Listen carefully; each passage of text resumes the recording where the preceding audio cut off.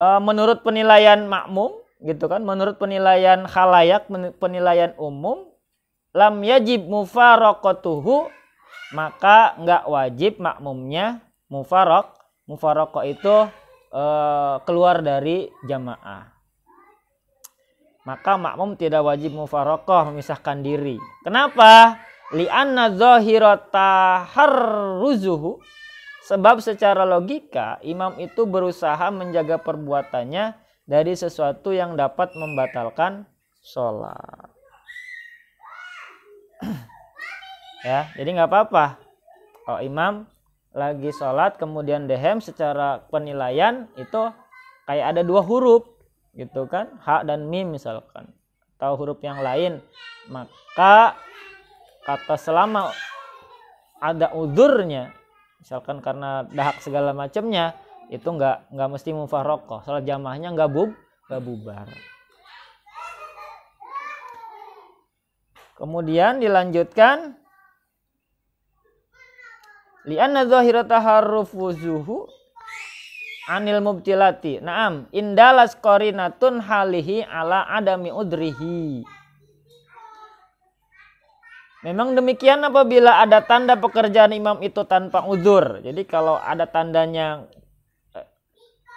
itu tadi kan tandanya karena uzur, misalkan diawali dengan batuk-batuk kecil kemudian kan dikerasin, berarti tandanya ada dahak yang nyumbat gitu kan. Tapi kalau kelihatannya imam ini baik-baik aja, dehemnya dengan sengaja gitu kan, tengah-tengah bacaan dia dehem atau segala macam, maka kalau kejadiannya kayak gitu, wajibat mufaraqatuhu, maka makmum wajib mufaraqah. Jadi sholatnya mufaraqah.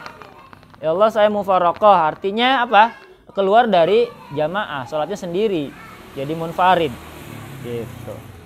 Kama bahas subki, sebagaimana pembahasan Imam Subki.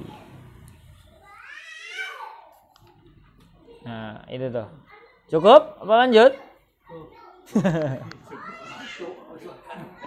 Nah, jadi ada pertanyaan? Wah, sabotasenya berhasil ini. Siapa yang buat itu? Sabotasenya berhasil ya. Oh, masih banyak nih pembahasan ngomong waktu sholat. Monggo. Bersin itu gimana tuh Pak Ustaz? Ya, termasuk tadi tuh. Batuk, bersin di sini termasuk kalau nggak ada uzur ya batal. Gitu. Apa Mas Pras? Jadi pernah di suatu kondisi imamnya adalah tiba-tiba dia batal tuh, langsung pergi. Ya. Posisi lagi apa? Sujud? Imam lagi berdiri Pak. Oh, berdiri. Kalau salah maghrib itu di rakaat ketiga. Dia mau kentut kali. Ya. Mungkin dia batal wudunya gitu kan? Waduh, bingung gimana ya, mau maju tadinya. Cuma yang kota-kota adalah nanti kalau bubar gitu loh, udah nanggung kan. Iya. Udah, lanjutin aja. Tapi waktu itu saya belum begitu paham, yang penting ngelanjutin aja gitu loh. Pertanyaannya? Terus kalau kayak gitu, posisi kayak gitu kan jadi agak nggak langsung sih ya, mungkin ada setengah menit ada jeda maju. Maju karena posisinya itu kan langsung nggak balik-balik gitu loh. Masa nungguin balik? Kan dia ketika udah keluar dari ya, posisi imam, posisi kita kan nggak begitu ngeh gitu loh Pak. Langsung maju aja gitu loh. Iya. Nah, kan itu ada jedanya, nggak langsung gitu loh. Pada saat dia pergi nggak langsung. Nggak apa-apa.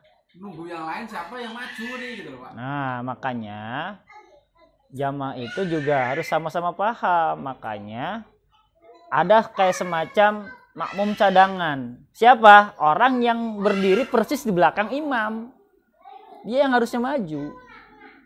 Makanya ketika sholat jamaah di belakang imam tuh ya harus yang memenuhi syarat jadi imam gitu, balik, bacaannya fasih gitu kan. Jadi jangan anak-anak di belakang imam pas. Anak-anak lagi. Kalau misalkan anak-anak di sini, bapak-bapaknya di pinggir, repot itu. Maka yang seharusnya menjadi imam pengganti itu adalah makmum yang persis berdiri di belakang imam, yang terdekat dengan imam. Otomatis kan dia orang pertama yang tahu kan. Ya tapi kalau di situasi saya itu nggak ada yang maju, Pak. Ya, nunggu. Berdua itu mau nggak mau maju. Nah, kalau yang majunya betulan berdua, Enggak sih kalau yang pas dulu itu enggak itu. Sulit. Nah, cuman kan waktu itu belum begitu ngeh masalah hukum kalau kita tiga gerakan itu loh, Pak.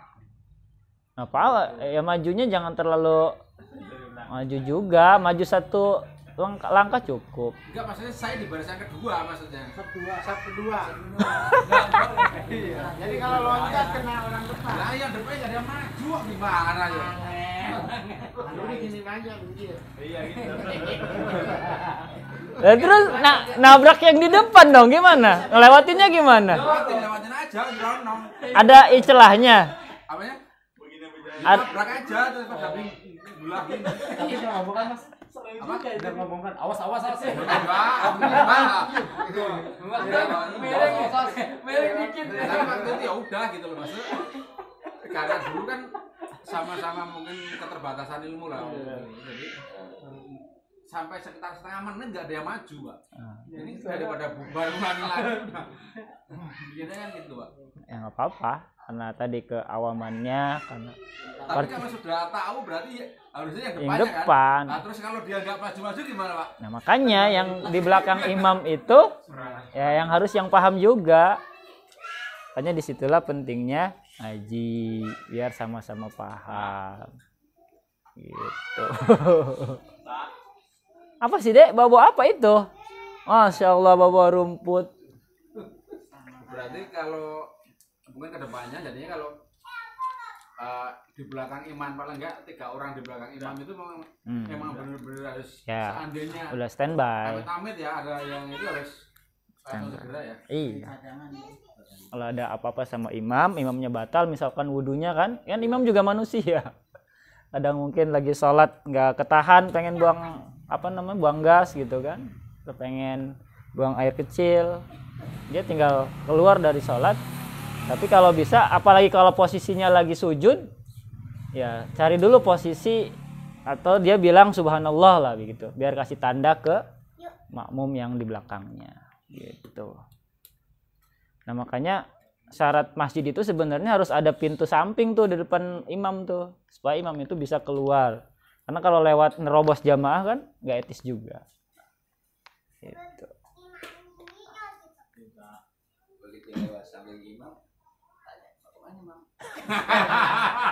Wah, tahu tadi tuh. Mending kalau nengok lah. Mana itu? Ditungguin lagi. Tungguin kan tungguin lama. Kata yang sebelahnya, ih sholat sih. Ngomong katanya. Sholat sih ngomong. Terus yang di sebelahnya lagi, untung saya nggak ngomong.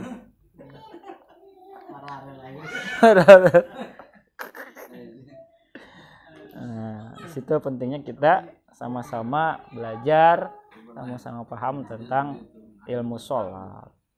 Nah, imamnya loncat ke belakang. Batalin semua kata dia. Jadi lagi amin dia batal begitu saja. Loncat ke belakang. Kagetin yang lain. Itu namanya imam egois itu. batal semua kan sama dengan itu Pak, ada cerita di WA juga kan. Begitu selesai imam, terus imam bilang, mohon maaf para jamaah, saya sebenarnya nggak punya udhu tadi. Kata imamnya, buang biar. Paling enggak lagi amin, dia langsung loncat ke belakang begitu kan. Itu batal semua. Dia mau udah lari. Udah pada ketawa jadinya. Nah kalau yang punya penyakit gimana? Walawi betul ya saksun binawi su'alin. Satu lagi nih Pak Thomas.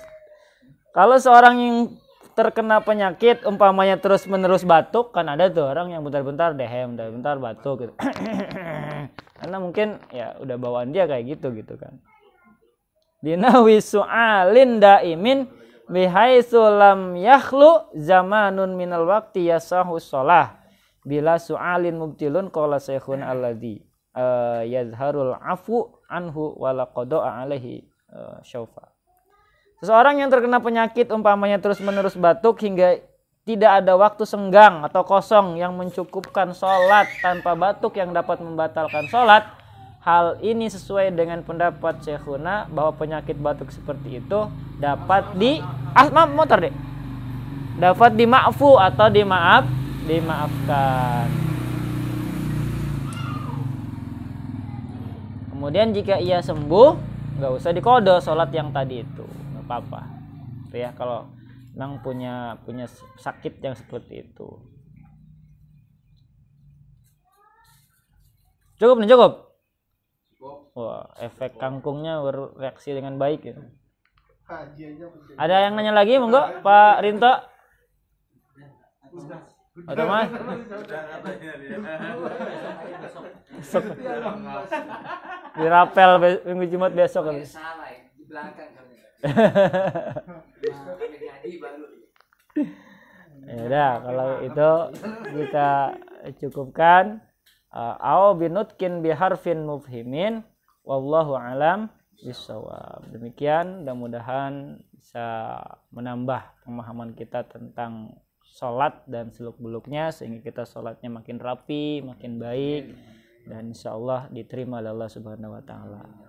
Demikian, kurang lebihnya mohon dimaafkan. La taufiq wal hidayah. Assalamualaikum warahmatullahi wabarakatuh. Waalaikumsalam warahmatullahi wabarakatuh. Beneran. Aduh, berat nih mata. Makanya udah pada saing. Tadi Pak Thomas kalau